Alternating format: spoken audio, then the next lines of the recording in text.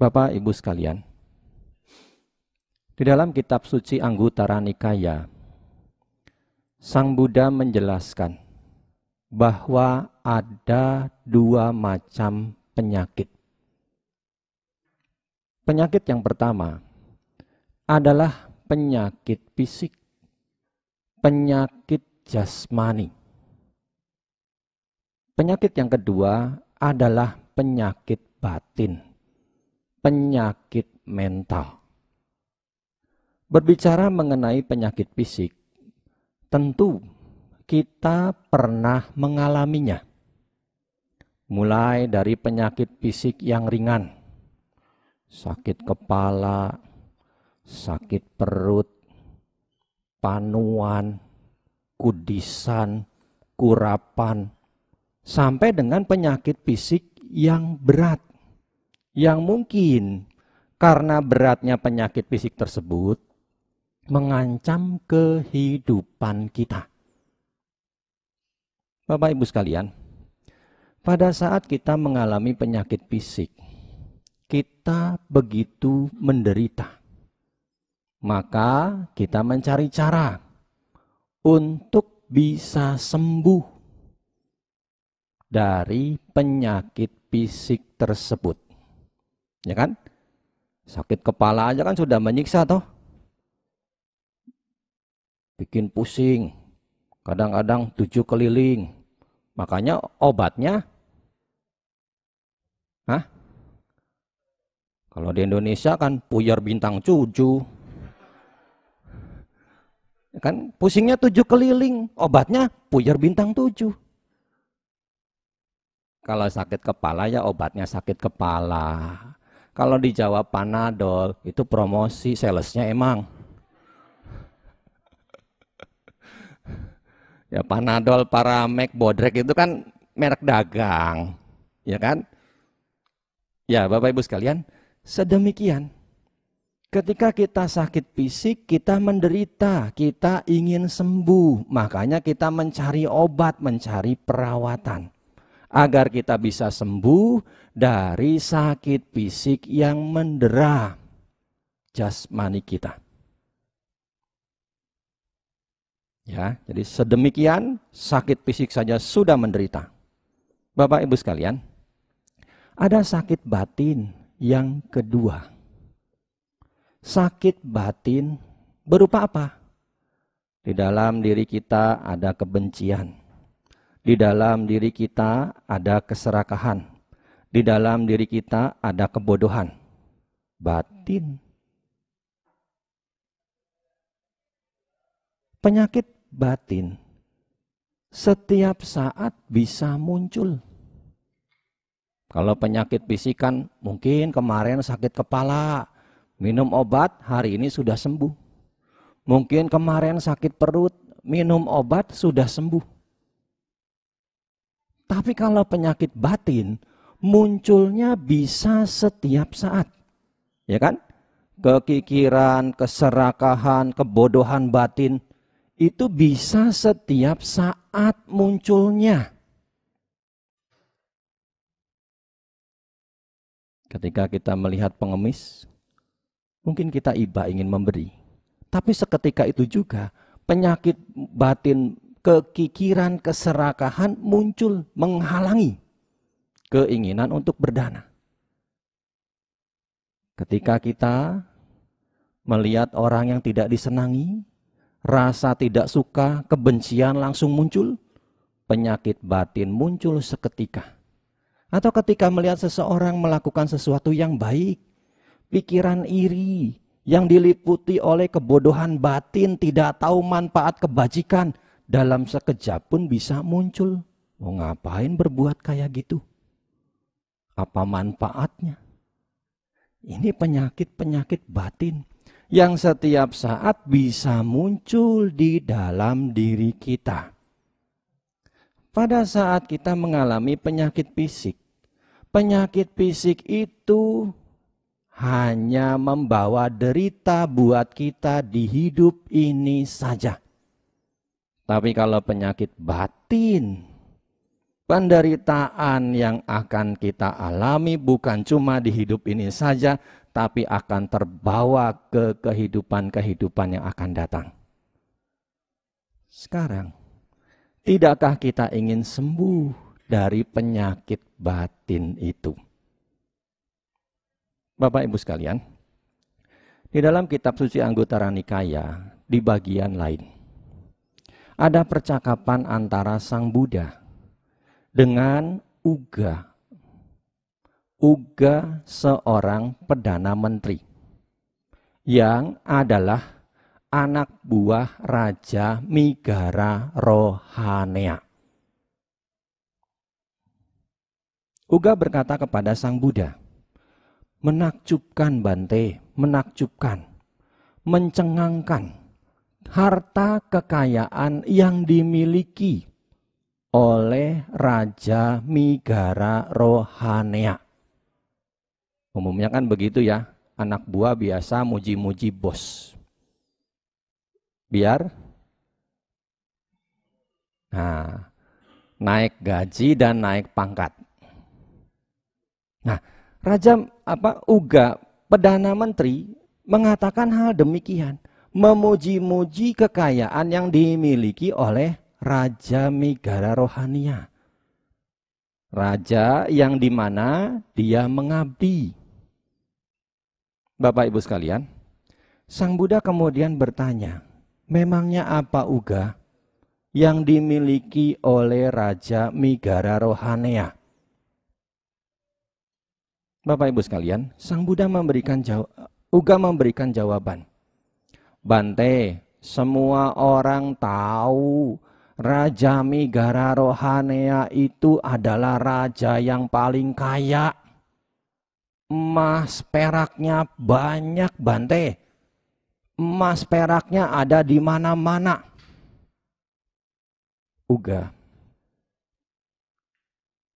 mungkinkah kekayaan seperti itu hilang? Uga, mungkinkah kekayaan itu bisa lenyap? Mungkin Bante.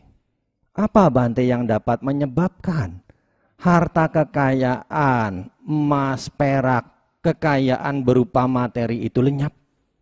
Uga, ketahuilah, kekayaan yang berupa materi dapat lenyap karena terbakar.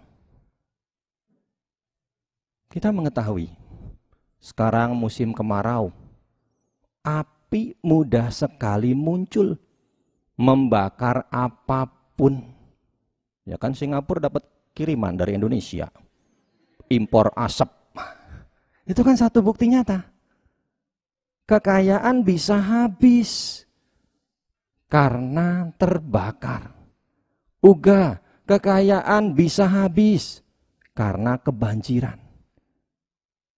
Jadi kalau kita lihat, di musim kemarau, api membakar, bisa membuat kekayaan yang dimiliki habis. Di musim hujan, air berlimpah mengalir kemana-mana, bisa menyebabkan kebakaran. Kekayaan yang dimiliki pun bisa habis. Kalau di kampung-kampung biasanya orang punya empang, kolam pancing. Ya, ada yang dari kampung? Di Indonesianya? Ya, biasa punya beberapa petak kolam pancing. Biar pengunjung rame, buat minggu depan, hari ini diisi ikan. Ratusan kilo, ribuan kilo. Yang harganya juga jutaan sampai ratusan juta. Taunya besoknya kebanjiran. Habis ikannya kabur semua. Kekayaan bisa habis karena kebanjiran. Bapak Ibu sekalian, Sang Buddha juga memberikan jawaban. Uga, kekayaan bisa habis karena disita oleh pemerintah. Lebih-lebih bila mana kita mendapatkan kekayaan itu bukan dengan jalan yang baik. Ya, kalau kita korupsi, ketahuan, ditangkap, kan bukan cuma kitanya yang masuk hotel Guntur. Kalau di Indonesia kan hotel Guntur kan namanya ya, Tahu nggak? Apa Hotel Guntur? Penjara KPK. Udah lama emang nggak pulang ke Indonesia, nggak tahu Hotel Guntur.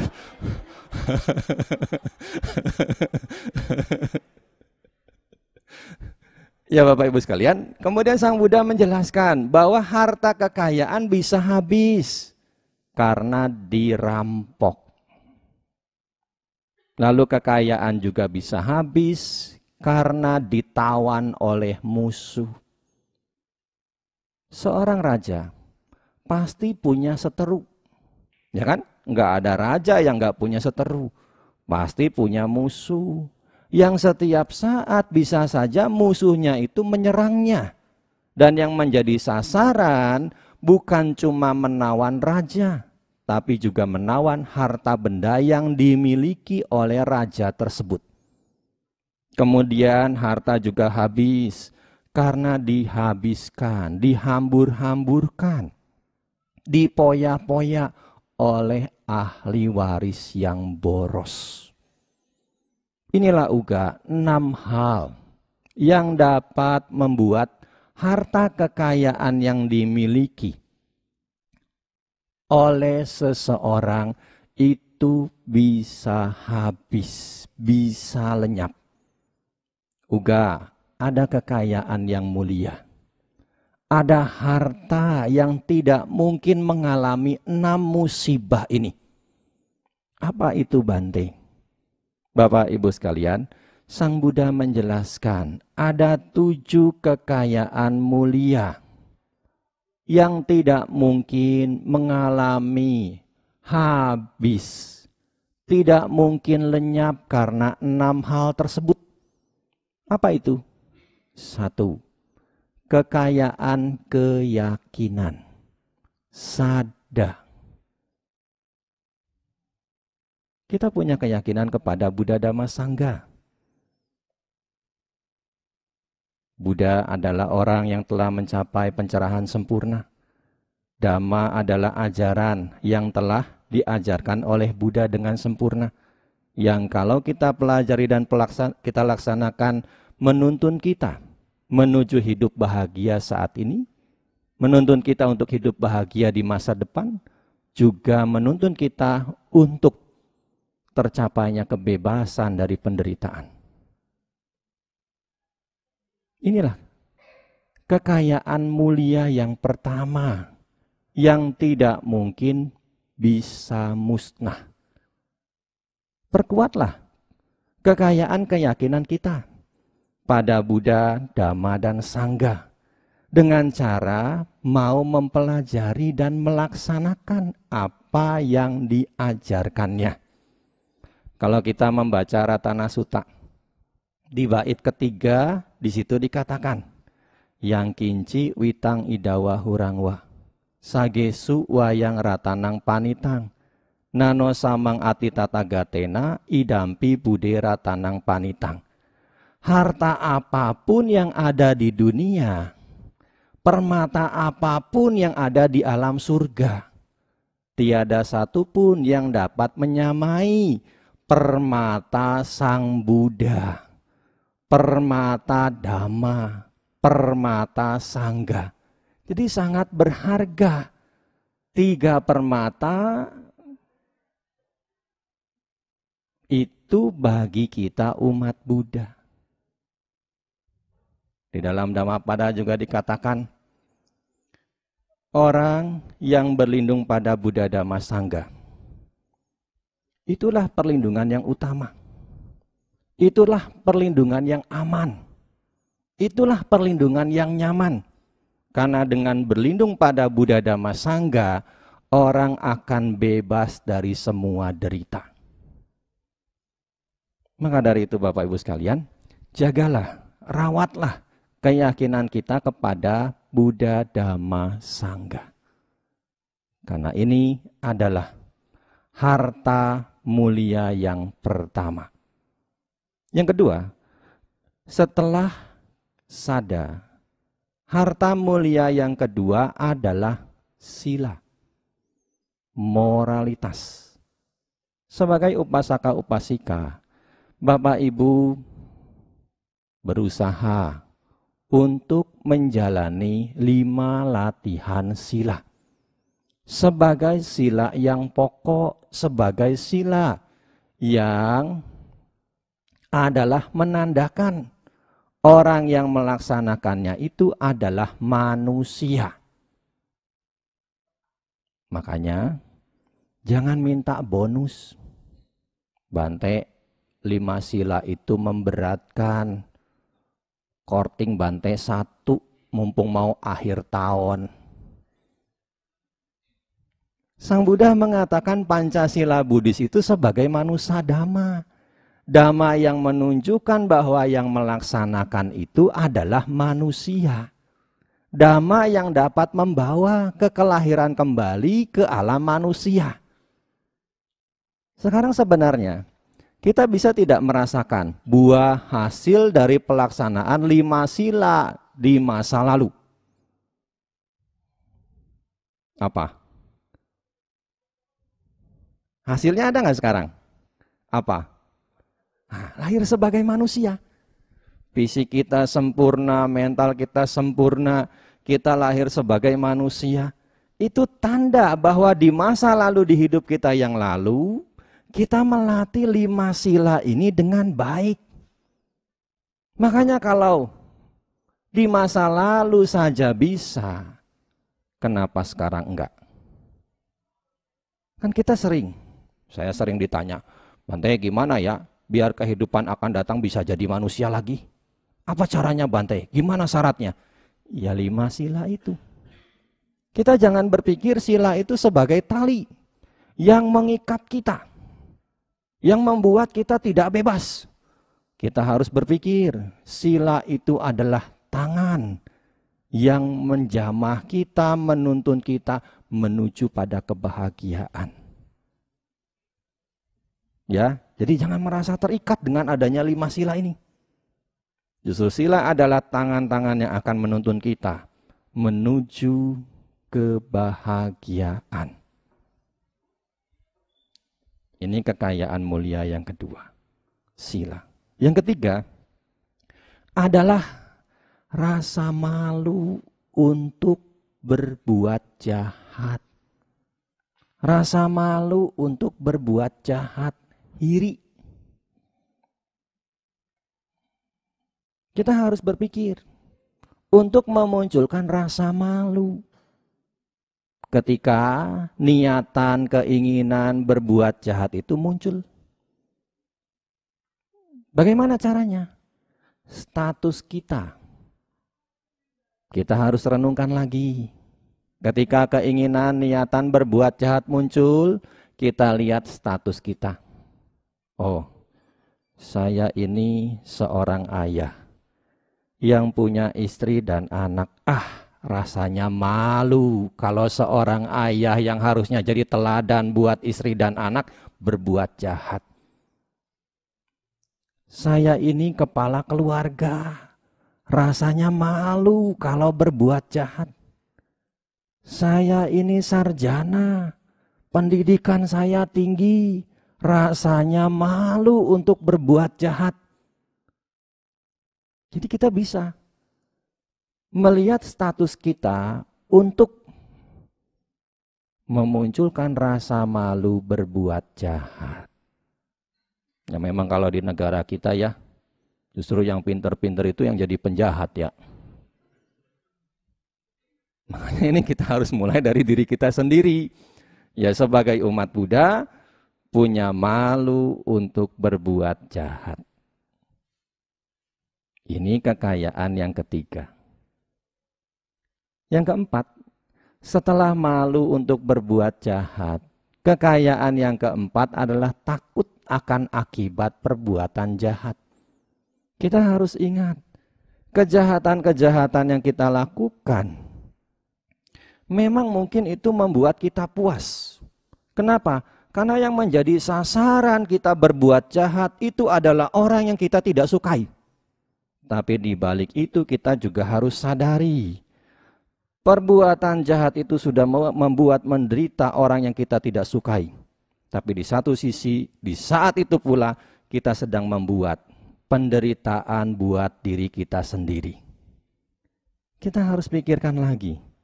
Ketika keinginan tindakan berbuat jahat itu muncul, memang itu menyakiti orang lain, tapi sesungguhnya yang lebih berat itu akan kembali kepada diri kita sendiri. Milikilah kekayaan mulia yang keempat, takut akan akibat dari perbuatan jahat, otapa. Yang kelima, kekayaan yang kelima adalah bahu saca. Banyak pengetahuan. Belajarlah terus, baik itu meliputi keterampilan, pengetahuan, baik yang sifatnya duniawi maupun rohani. Kenapa? Karena itu berguna. Karena itu adalah kekayaan mulia. Jangan merasa dibatasi oleh usia. Ya, belajar kan tidak mengenal usia. Kan ada di Cina itu, di Tiongkok, umur 83 kan baru lulus S1. Ya, umur 83 baru lulus S1. Ya, jadi belajar itu tidak mengenal usia. Ini kekayaan mulia yang kelima. Yang keenam adalah caga, kedermawanan, gemar memberi. Dan yang terakhir, kekayaan mulia yang ketujuh adalah panya, kebijaksanaan. Mampu memahami kenyataan hidup. Inilah uga, 7 kekayaan mulia yang tidak mungkin mengalami 6 musibah. Tidak mungkin bisa lenyap, tidak mungkin bisa hilang. Itulah percakapan antara Uga dan Sang Buddha yang bisa kita temukan di dalam kitab suci Anguttara Nikaya.